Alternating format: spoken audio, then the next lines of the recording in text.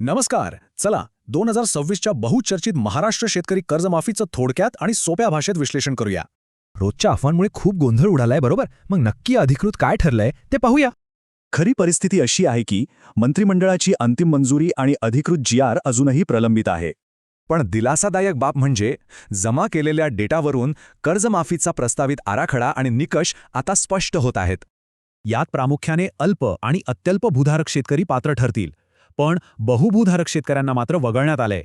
इथला सर्वात महत्त्वाचा आकडा म्हणजे 2 लाख.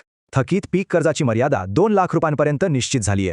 लक्षात घ्या, या कर्जमाफीत प्रामुख्याने राज्यातील केवळ अल्पमुदतीच्या थकीत पीक कर्जांनाच प्राधान्य दिलं जाणार आहे.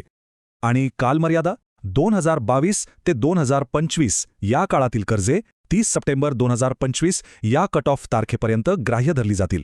पण जे शेतकरी प्रामाणिकपणे न चुकता कर्जाची परतफेड करतात त्यांचं काय? त्यांच्यासाठी काय आहे?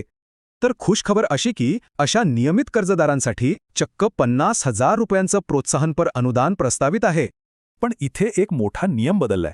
आता सलग 3 वर्षे नियमित कर्ज परतफेड करणं अनिवार्य असणार आहे. दिलासादायक बाब म्हणजे हे अनुदान मिळवण्यासाठी आणि कर्ज रिन्यू करण्यासाठी 30 जून 2026 पर्यंत मुदत आहे.